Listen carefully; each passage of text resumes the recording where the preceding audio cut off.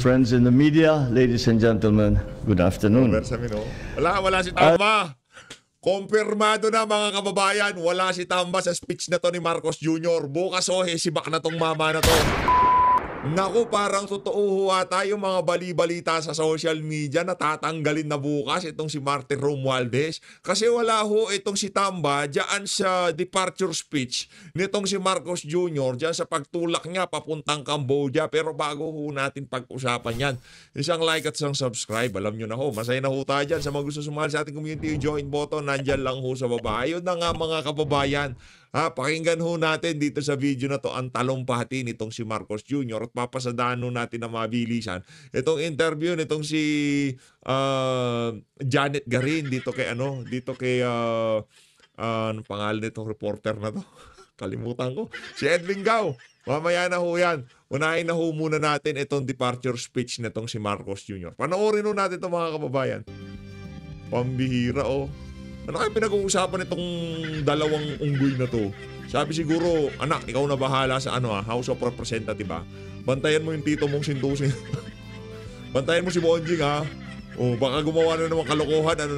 Budget season ngayon. Anak, alam mo naman. Dapat tayo pinakamarami. Yan. Sige, iwanan mo na siya. Anak ng toka. Si Sandra, yan? Tapos na rin karera sa politika niya. Ang boboto na lang sa bata na yan, yung mga taga Ilocos, Ilocos Norte, mga taga Lawag. Pero yung mga taga Visayas, Mindanao, hindi ko iboboto yung bata. Anak ng tawa. Pilit niyang, sobrang trying hard yung tipong pilit niyang pinupustura sa sarili niya bilang napakahusay na congressman. Rad, wala ka pang napapatunayan. At balita ko, nag-training ka daw sa opisina ng tito mo na si Martin Romualdez. Ibig sabihin, yung strategiya sa pagiging bonjing, kuhang-kuha mo. Kaya wag ko kayong magkakamali. Anak ng toka, mga kababayan. Ang bata na yan, sa tingin natin, gusto niya tumakbo ng pagkasenador. Kaya talagang pinagtutulong-tulungan nila na babaan yung age requirements para sa senador at para sa presidente. Kaya mag-ingat-ingat tayo. Bantayan nyo yung si Sandro. Yan, sige. Forward na natin, wala namang kwenta yung anong trip nyo na to? Anong trip para saan? Para saan ipakita na nag-uusap ng dalawang unggoy na to? Anak na to, habang napakalaki ng problema natin sa Pilipinas, may paiyak-iyak ka pa kagabi. Ngayon papunta kang Cambodia. Ta-travel ka na naman. Walang niya ka. Tuloy natin. Game. Ladies and gentlemen, tayuan yung mga unggoy. His Excellency Ferdinand R. Marcos Jr. and First Lady Luis Araneta. Sa may bagong Pilipinas tayo na magtulong-tulong para nakawin ng pera ng mga Pilipino, ganon.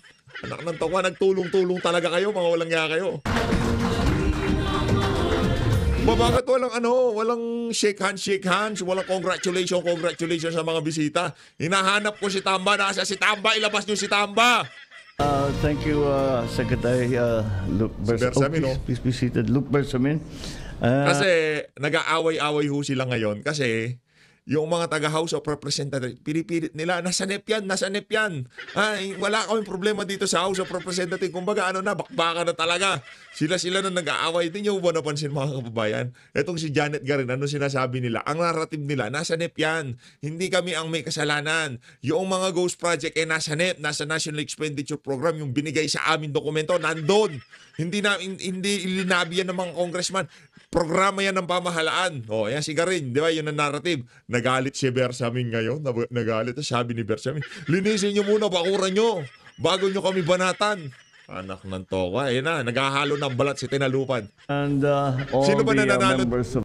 Sino ba nananalo sa lahat ng kabalbalan na to? Alam nyo sino nananalo? Sila din. Kasi sila naman kumikita dyan. Nananalo ba Pilipino? Hindi naman. Magagawa ba yung mga flood control? Hindi rin. Sa loob ng 3 taon na bago matapos ang administrasyon na to, okay ba yung problema natin sa bahay? Hindi rin. Kaya sino nanalo? Sila din. of the cabinet here. I hope lumamig na yung mga ulo ninyo.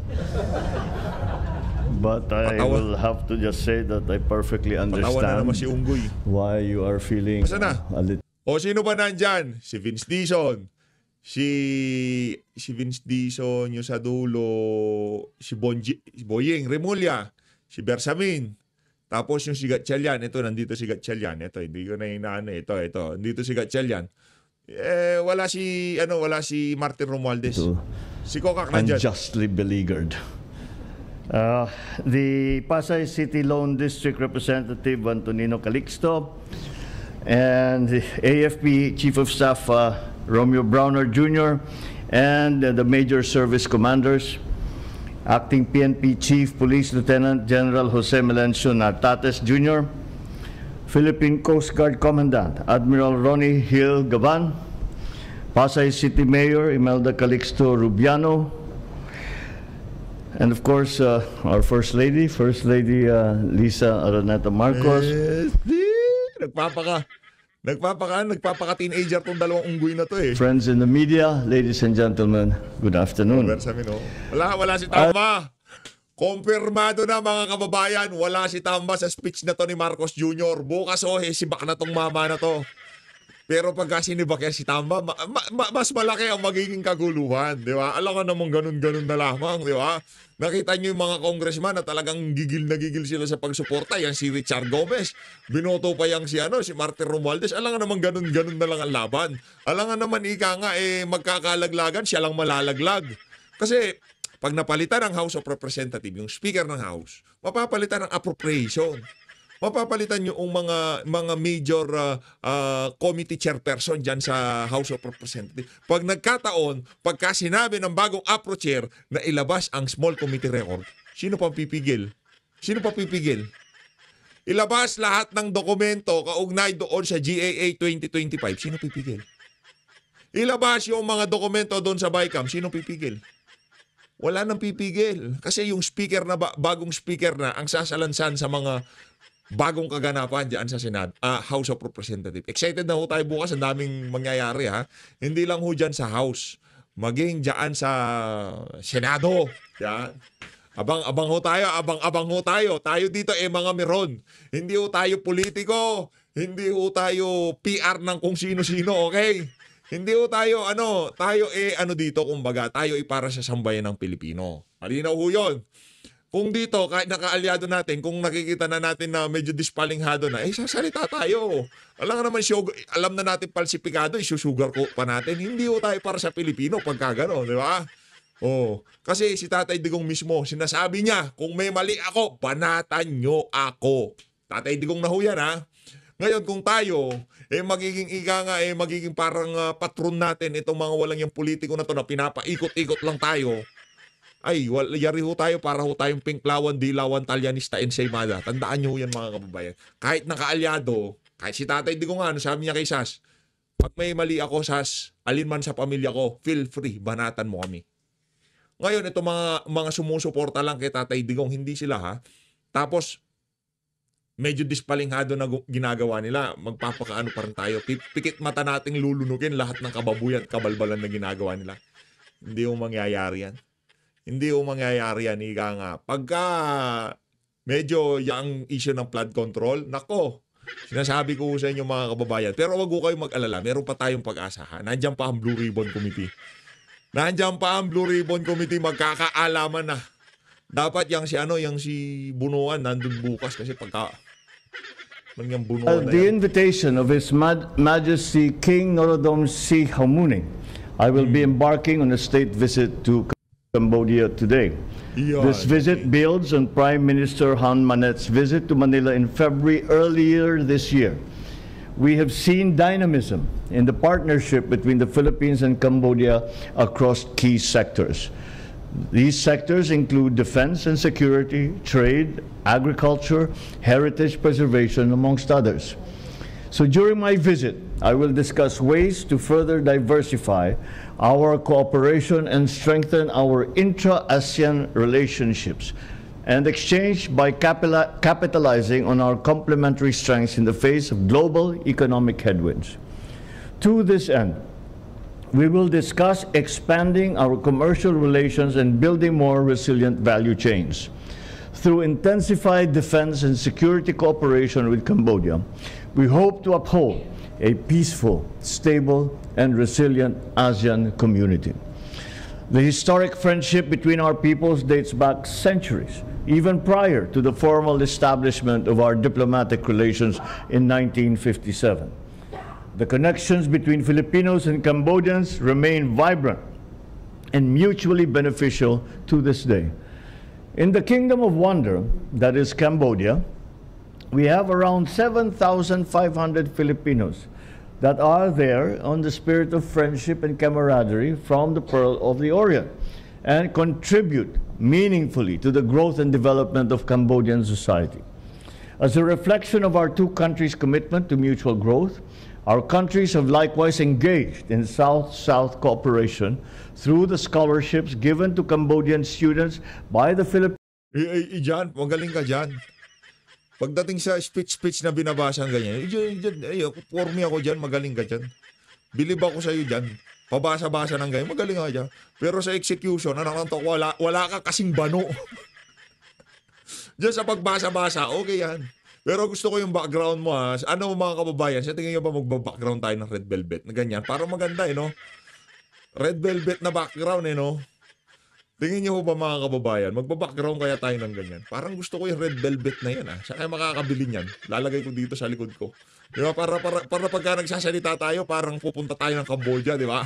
Philippine government in our higher education institutions, specifically in the field of science and technology. Yeah. The Philippines has been a resolute partner of Cambodia in addressing both traditional and non-traditional security challenges confronting our region, such as transnational crimes. As the Philippines prepares to take the helm of ASEAN in 2026, my visit will reinforce the importance of ASEAN centrality and our commitment to build a progressive and inclusive region. I look forward to all of these very productive meetings that we have scheduled, and I am sure that we will find many ways that will be that we can develop to be beneficial to both our countries, Cambodia and the Philippines. Maraming salamat po. Magandang hapon sa inyo lahat. Ayun, yun ang speech nitong ating presidenteng Ngagba. Nakanantaw pa. Ay, wala ka bang iiwan na instruction para bukas sa House of Representatives, Brad? Anong balitaan mo na kami? Sino ba? Sino ba ilalagay mo dyan? Si Toby Chanko ba? Ako gusto ko si Toby Chanko, real talk ha. Walang biro. Kung magpapalitan din lang naman ng speaker dyan, si Toby Chanko nalagay natin. Bakit? Hindi dahil sa kung ano pa mang kadahilanan. Kasi para talaga magkaalaman na, di ba? Kung ano nga ba nangyari sa nakalipas na 3 taon sa budget, hindi lang 2025 ang curious tayo. 2023, 2024, hanggang 2025. Nakaramihan sa mga pera na yan, nasa bulsa na ng mga opisyal ng pamahalaan. Naku-curious ako. Gusto ko nang tanongin tong si Marcos Jr. Meron ba napunta? Ay, sa bagay, no? Kahit pala hindi mapunta sa bulsa mo, na-enjoy mo naman. Kagaya niyan, di ba? Pupunta ka ng Cambodia, kanino gastos yan? Sa amin, sa sambayan ng Pilipino. Ano gagawin mo doon? Papasyal lang. State visit. Huwag kang punta kung saan-saan. Dami natin problema sa Pilipinas. Walang niya ka. Ito talaga. Ito, si Vince Dizon. Pampagood vibes muna, ha? Vince Dizon. Yung mga pampagamot nyo sa high blood, inumin nyo na. Vince Dizon. Yung question lang ng arbitrariness, mention na, well, at the end of the day, parang, kung saan na lang gusto na lang ilagay. Well, clearly, based sa nakita ko, at based na rin sa observations ng iba, medyo walang sistema, no, ng pagpa-prioritize at pag-allocate. No? Parang arbitrary. Kahit na sinasabing may formula na ganito, unang-una, hindi ko masyadong maintindihan yung formula, medyo komplikado. Kaya, ang nangyayari, may mga distrito, may mga area na mas kaunti, kahit na malaki ang kanilang populasyon o malaki ang kanilang land area, mas kakaunti ang nakukuha nila. So, ang problema kasi, kapag arbitrary at walang guideline, nandyan papasok yung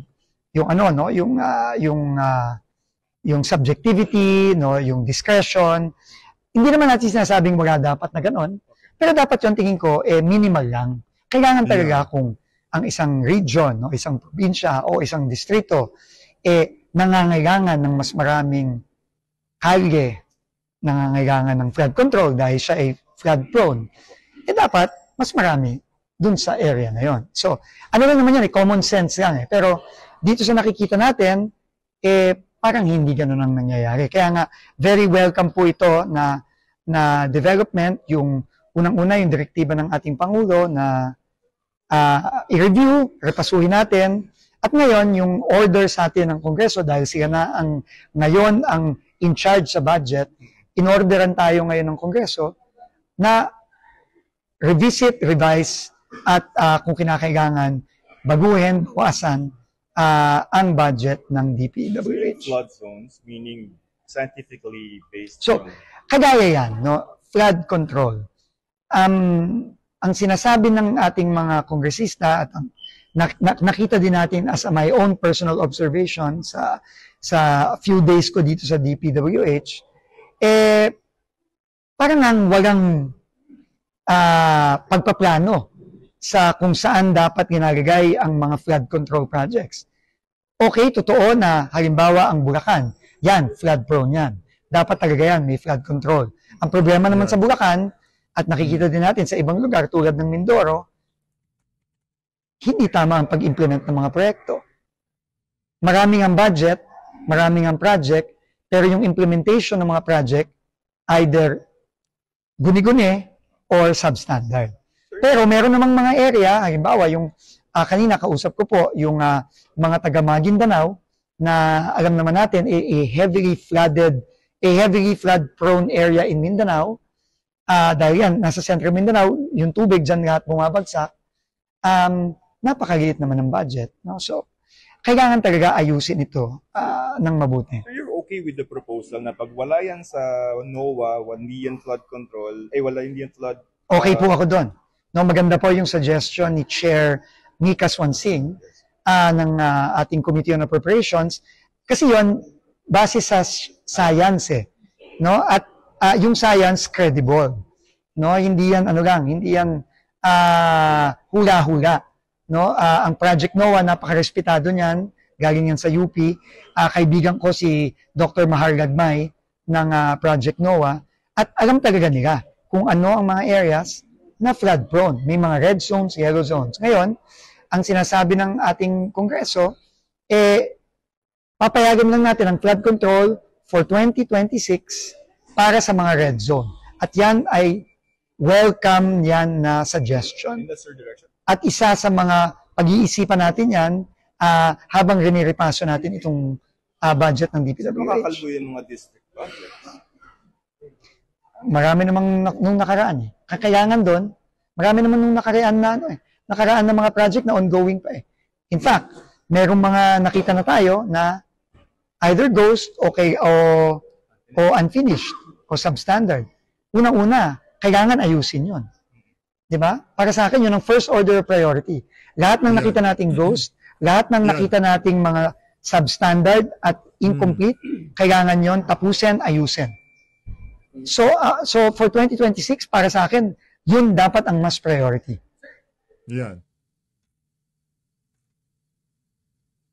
Yun daw mga dapat daw priority. hindi nasama yung sinabi niya na ito daw si Bunuan hindi na maiimbestigahan. Pambihira. Sa susunod na video ho natin papasadahan. Rekta na ho muna tayo dito kay Sir Ednad at interview niya dito kay pangalan nitong Ali na to. Game. Good morning and thank you for inviting me. Well, ma'am, let me start off with this. This big debate over whether or not to send the NEP of 2026 back to the DBM. Your stand on this? Well, it was the consensus of all the party leaders to request the Speaker to send back the National Expenditure Program for 2026 back to the DBM. Not for anything else, pero yun ang kinabuisit ng mga taga-Malacanang. Gusto nyong palitawin, real talk gusto nilang palitawin na may problema talaga, Malacanang, yung pinanggalingan ng NEP. Gusto nilang palitawin sa mga nakalipas na budget, 2023, 2024, 2025, ang may problema, ang Malacanang, hindi sila. Ano yan paghuhugas kamay, narrative setting ang tawag dyan. Kumbaga, tingnan nyo na, kaya itong budget na to, ibabalik na namin dahil nga doon sa nakalipas na 3 pondo, ganito rin ang nangyari. Siyempre, masisisi na naman kami na naman na may kasalanan, balik na lang namin sa Malacanang. Ganun ho kasi gusto nilang mangyari. Pero bottom line dito, magkakasapakat kayo, madam. Wala akong malinis sa inyo, magpare-pares lang naman ho kayo. Narinig naman natin ang direktiba ng Pangulo during his SONA that every peso spent should be targeted on the needs of every Juan and Maria in our country. Subalit, nung nakikita na nga yung 2026 NEP, akala namin nung una, kasi yun yung mga alegasyon, na yung small committee, yung BICAM, dun lamang yung may problema. But apparently, the problem is systemic. So we want to know where are these items para pagdating sa Kongreso, mas mabilis ang trabaho. We don't want to be remiss of our duty that we will pass the General Appropriations Act, but there are hidden items that we failed to dig out and amend. I understand po, and that's actually good that you're being more alert with regard to the budget proposal from Malacanang.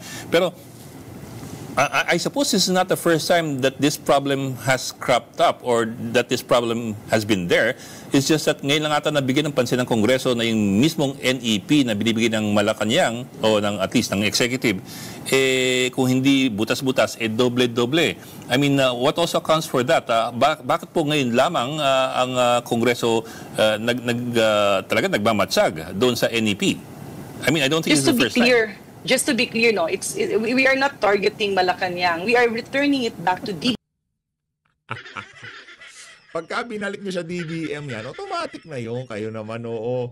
Yan ang kinabuhisit sa inyo ni Lucas Bersamin eh. Alam nyo namang attack dog yun ni Marcos Jr. Wala ka ng pahihintulutan niyang masaktan nyo ang administrasyon, di ba? Kung pasaan ng bola to, mas gugustuhin ng Malacanang na kayo ang malaglag kaysa sa kanila. Kayo pinipilit nito si Janet Garin na hindi, ganito yan. Babalik namin, dami na no, parang 2025 lang to di ba? O ngayon, sa paglalaro nila na to, pagka nagpasahan tong dalawa na to, walang nangyari sa budget. Ano alam nyo na mangyayari? Reenactment tayo.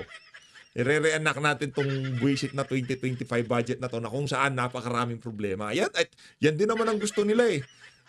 Magsisiyan sila, walang mapapanagot kung sino talaga may kasalanan. Bandang huli, gagamitin rin natin tong 2025 budget. Di win-win pa rin sila. Lahat ng insertion nandito sa 2025 budget. Kaya naman, para sa Korte Suprema, isolusyonan nyo na, maglabas na kayo ng desisyon. Pag-uralan na natin, mag-oral argument na tayo dyan sa petition nitong si Kong Ungab at nitong si Atty. Vic Rodriguez na i-declare ang unconstitutional yaang 2025 budget na yan. Yun lang naman mga kababayan. DBM, because all the budget calls and all the technical briefings happen within the Department of Budget and Management. And historical data would actually tell them or point to them unless merong tao dun sa loob, sa baba na nakakaalam, historical data will tell them that there are actually what we call silingit na hindi naman kailangan sa baba and ended up in the National Expenditure Program. Why did Congress just look at it now? Initially, we didn't know that it was there. We saw it. Minsan meron kang mga hinala, pero parang hindi to. Because reforms were, let's focus on DPWH. But I'm not sure kasi if it's the only agency. Our dilemma is that some members and even the chairman of the Committee on Appropriations is slowly telling us na, oops, may mga nakikita siya sa mga ibang departamento. We are not yet sure. Pero merong parang flags. And initially, wala kang mali siya because reforms, let's say in DPWH, was already done by Secretary Babe Singson. Maraming pinagbawal, meron ng mga master plan, and now when we went back, kasi usually yung ibang mga congressman, not all, but most of the congressmen, you will look at the area of your responsibility, hindi mo na nakikita yung pangkabuhan minsan. And sa dami ng mga ahensya, aakyat yan ng Senado. Ngayon, ganun din ang ginagawa ng Senado, nakikita ito. We were of the belief that all of these ghost projects, substandard projects, were congressional or Senate insertions. Unfortunately, when the investigation happened, Secretary Bonoan admitted that these ghost projects were all in the NEP. They were agency initiative. Ibig sabihin, nanggaling pinasingit ito ng isang ahensya. Whether it is DBM, whether it is DPWH, we do not know. Okay. Parang yan if I may may bahay, ninakawan yung isang bahay. After 1 year, ninakawan ulit yung isang bahay. After another year, ninakawan ulit yung bahay. Ang tanong, sino ba ang nagbubukas ng pinto?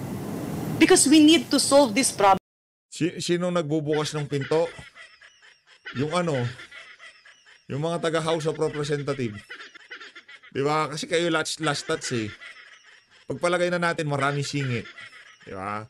Kasi ganyan naman yan mga kababayan. Kumbaga sa laro niyan, yung last touch ng bola, siya may kasalanan. No? Pagka sa basketball yan, kunyari pinasa sa'yo, nahawakan mo tapos lumabas ang bola. Punta sa kabilang yan, kayo may kasalanan dyan. So, mananalo dyan yung kabilang kalaban. No? Ngayon, yung budget, kayong nag-usap-usap kayo dyan sa House of Representative at Senado, binigay yung sa Malacanang. Sino huling may hawak ng bola? Kayo. Sino may kasalanan? Hindi naman sila. Kayo pa din. Kasi nakita nyo na pala, dami singit-singit. Bakit nyo pinahintulutan? Kasi gusto nyo din. Problem once and for all. Reforms that were initiated before, overturned by maybe the previous administration, but we have to validate that. Yan yung mga bagay-bagay na dapat talagang tuldukan at ayusin. Okay, ma'am, of course, the DPWH is under the microscope, the district engineers are also under the microscope, but also Congress is under the microscope. All these reports of legislators also doubling as contractors or belonging to families that own construction businesses. Of course, the qualifier is that it's not necessarily a bad thing. I mean, if that's your family, that's your family. It's only a question of whether or not you should inhibit in the event that there is a conflict of interest. Your thoughts on that po? Kasi, for example, the Philippine Star listed 5 members of Congress who are linked to construction companies because of their families, who are also vice chairman of the Infracom. I was talking to Congressman Ridon about this earlier, and ang sabi, for example, ni Congressman Ridon is, we will have to trust the undertaking that they will sign. Yung napagkasunod pong undertaking na kung may conflict of interest, kung may financial or pecuniary interest ang mga members ng Infracom. But I was wondering about your thoughts here. How do we decide or determine who has a conflict of interest to begin with? Well, that is something that is a work in progress. But what we are seeing as a bigger problem is the fact that may mga nangyayari sa loob, no? Even before it reaches Congress, okay, the participation of some congressman is something that should be looked into. We are not saying that they will be exempt from the investigation. That's why patawag natin si Saldico. Kung palang hindi sila ma-exempt, ikaw nga pinakaunang kumontra eh. Diba? Ang aangas nyo magsalita ng ganyan, pero pagka pinatawag naman, bahag naman yung mga buntot nyo. Wag ganon, madam. Lokohan na naman tayo eh. Congressman Toby Chanco. Kasi wag niyang lahatin. Kami sang-ayon kaming panagutin ang mga kongresistang kung meron man or kung totoo yung alegasyon. But our bigger problem lies on the fact na sino ang tagabukas ng pinto? Sino yung mga nagsisingit? Kasi we are also hearing it from the grounds na yung iba walang magawa. You need projects for your areas. The governors, the mayors, may mga kailangan sila. And then merong mga, sabihin na natin, nag-aalok. Merong maraming mga ahente along the line. The repercussion of this is that you will have substandard projects. Kasi sa dami parang bigas yan eh. Naging mahal ang bawat kilo ng bigas. Kasi from the import price or from the production price from the farmers, may mga wholesalers na naka-monopolize. At doon ka lang pwedeng bumili. Sila lang pwedeng bumili. Lahat ng retailers, lahat ng public markets, you have no choice but to get it from there. Pero po, the criticism also is na, at least yung allegations, some legislators supposedly are also in touch with the DPWH at the local level to get them to push certain projects. So it goes both ways. That will be looked into. Dapat tingnan din talaga yan. Pero may nakikita tayong mas malaki. Let's say, the substandard projects, these are agency initiatives. Ibig sabihin, yung pagpasok, yung paglista, either nangyari sa central office ng DPWH or merong mga gumagapang dyan sa mga encoders ng DPWH or DBM. No, we are not accusing anybody. That's why we need to look at the whole gamut of the system. We need to know where. We need to cure this. Kasi ang nangyayari, symptomatic, sintomas lang ang ginagamot. Ito dapat... Alam mo, anong gamot, madam? Yung mga kagaya mong congressman, dapat sibakin sa pwesto. Dapat hindi na iboto. Kasi puro kayo dakdak. Simple lang naman yan.